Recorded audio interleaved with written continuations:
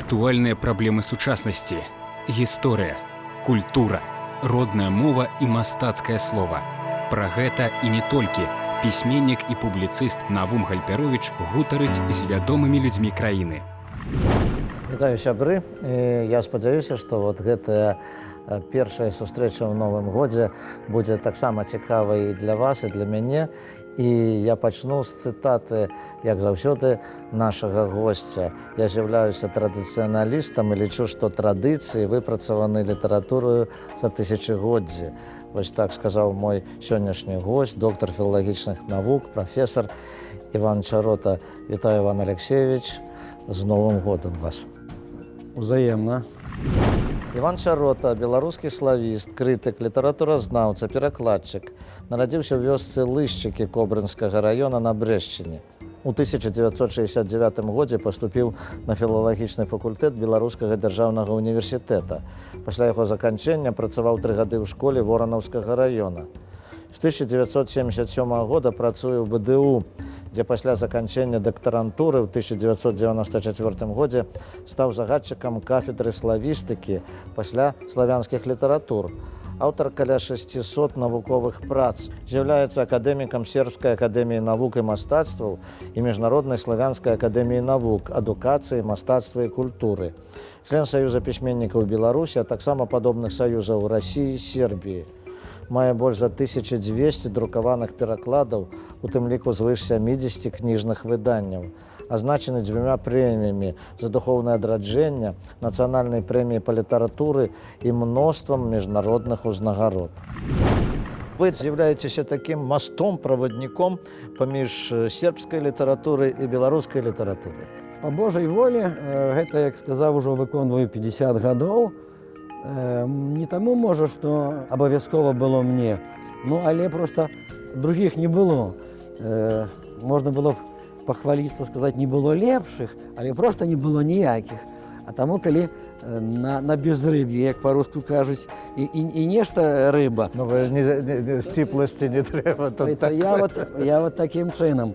А сапраўды адбылося так, што я ў вельмі маладым узросце стаў патрэбным і фактычна адзіным спецыялістам па югаславістыцы, па ўсіх югаслаўскіх літаратурах і культурах.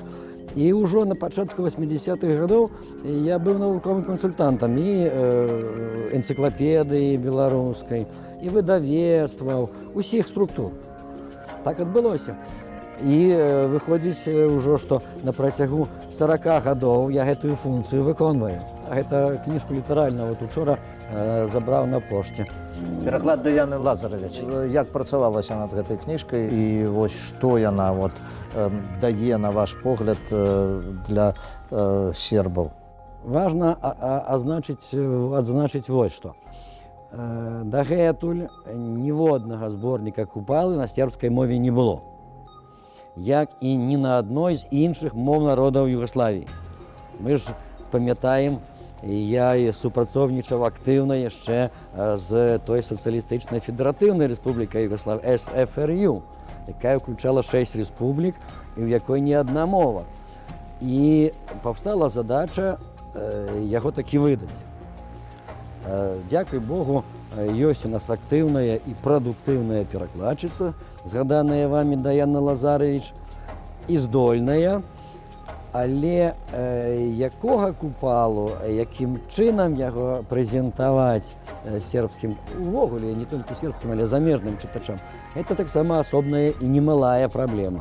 Бачыце, у нас кожная эпоха мела іншага Купалу. Кожная эпоха выхоплівала тое, што ёй адпавядае. Дакладней, тое, што адпавядае злобе дня. Нават не надзённасці, але злобе дня, палітычнай злобе дня. А гэта не патрэбна і не цікава зусім замежнаму чытачу. Яму трэба атрымаць уяўленне пра асобу паэта, іменно як паэта, і ў сукупнасці. Вось такую задачу з такім разуменнем выконваю я як выкладальнік і аўтар прэзентацыйнага тэкста Ну і ўжо па маім настаянні выконвала і перакладчыца.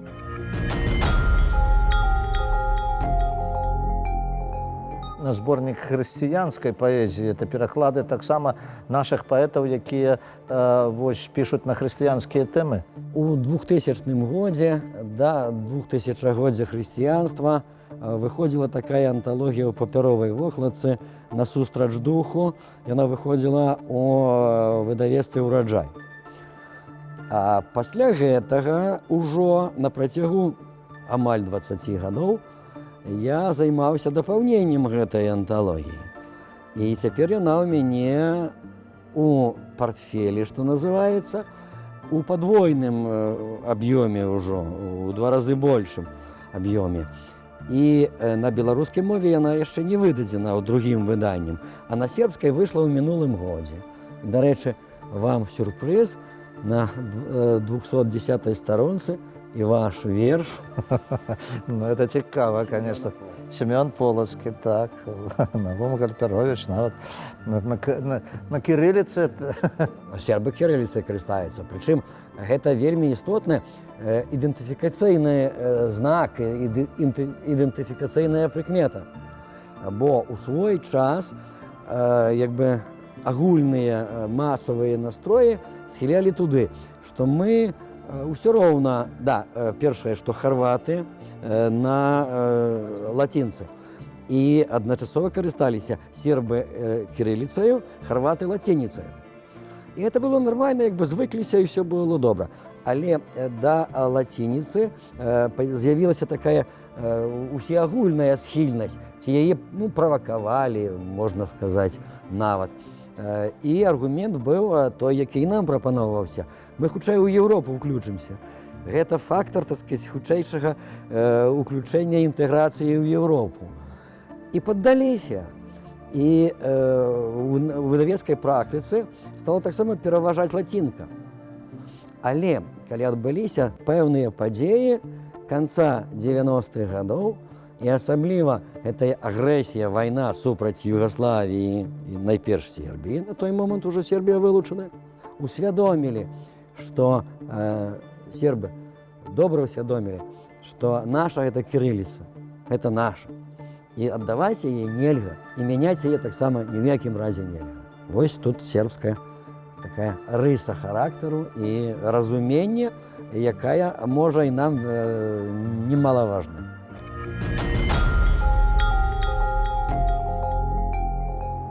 Насколькі цяжка перакладаць блізкія мовы, таму што увогуле, канешне, калі перакладаеш блізкія мовы, то сутыкаешся часам з самымі рознымі іншымі паняццямі, таму што, напрыклад, калі блага па-рускі это блага, это добрае, так сказаць, нешта хорошае, а то блага па-беларускі гэта дрэнна. І так, напэўна, і звязана і з сербскай мовай таксама. Што датычыцца перакладаў з блізкароднасных моў, гэта, конечно, складаная такая вялікая праблема, пра яе я разважаць увагуле не буду, але што датычыцца мовы сербскай, то засваенне яе таксама не самае простае. Але у беларусаў у адрозненні ад іншых ёсць таксама свае перавагі. І мяне не здзіўляе, але я чую гэта і прыемна мне, калі мне калегі Белградскага універсітэта кажуць, што твае студэнты, хоць я іх мове не вучу, я літаратуру, культуру выкладаю, а мову іншыя выкладчыкі. Але калі яны кажуць, маючы на ўвазе, што гэта беларускія студэнты, што яны выключна гавораць, прычым гавораць, не толькі ведаюць, але вымаўленне добрае.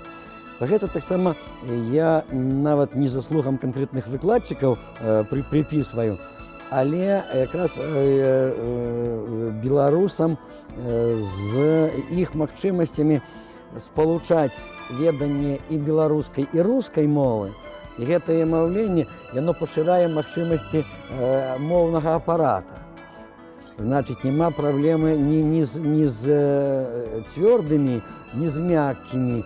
Іх адрозненне узычных, цвёрдых і мяккіх, это у сербаў істотна, ёсць асобныя знакі для пэўных. Так у беларусаў вуха на гэта адкрытае. і значыць здольнасць уловліваць гэта і таму і самому прадукаваць именно так. Яно ёсць. Калі гаварыць пра мовы, вы недзе гаварылі пра тое, што вы вучыліся мовам па мясцовай газеце, маскоўскай праўдзе Было. і польскаму буквару. Не прыдумаў, так і было.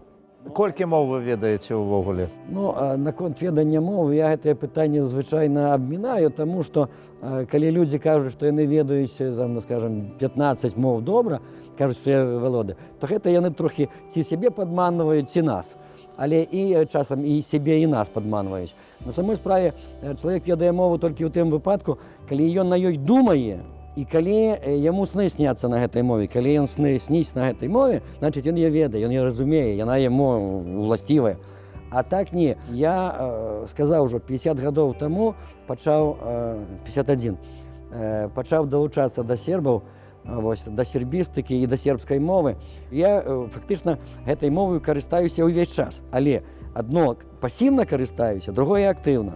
І калі я паўгода не бываю там, прыязджаю, вельмі цяжка адразу, перш за ўсё, это вуха адкрыць, каб вуха адкрылася, каб яна ўспрымалася не як чужая, да якой трэба нейкія штучныя дадаткі, каб увайсці. Патрэбна пару дзён. А каб яшчэ і рот нармальна раскрыўся, і гэты апарат моўны пачаў працаваць именно так, як трэба для сербскай мовы, это трэба яшчэ дзень-другі. Так што гэта не такія простыя рэчы, валоданне свабоднае, валоданне мовай. Іван Алексеевич, ну вось вы напісалі, што такога стаўлення да беларусаў, як у сербаў, няма ні в адной краіне свету. Сапраўды, такой шчырасці, гасціннасці, такога сяброўства, больш, чым сяброўства, такога братэрства з боку сербаў ні з чым параўнаць не магу.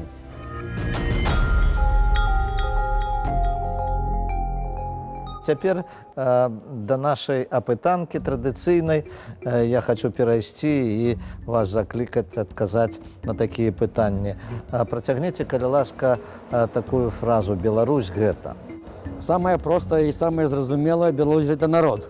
Назавіце, калі ласка, 3 месцы у нашай краіне, дзе варта пабываць кожнаму, ну і, канешне, вашым і сербскім сябрам таксама.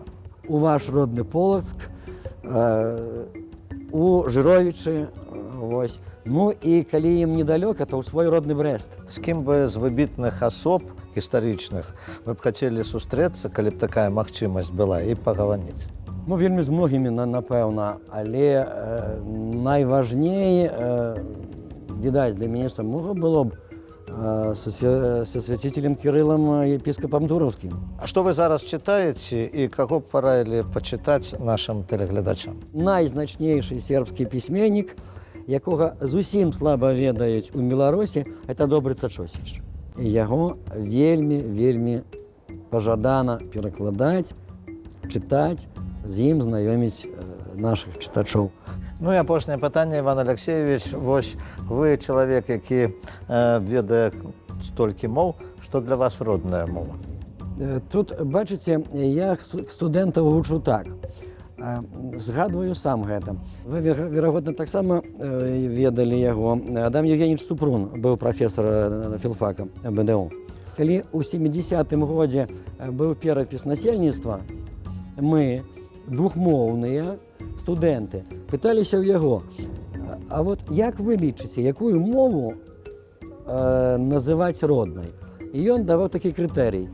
Тую, на якой лічыш пра сябе. А тут, правда, адрозненне ёсць.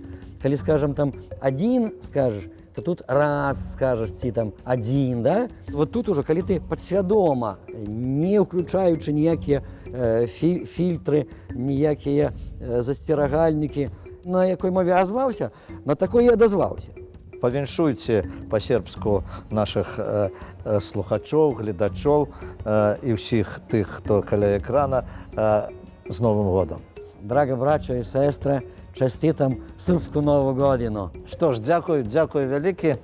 Я жадаю вам плёну, поспехаў і новых перакладаў. Я нагадаю нашим тэлегледачам, што сённяшнім маім суразмоўцам быў прафесор БДУ, перакладчык, пісьменнік Іван Чарота. Усяго найлепшага, да пабачэння, сустрэнемся.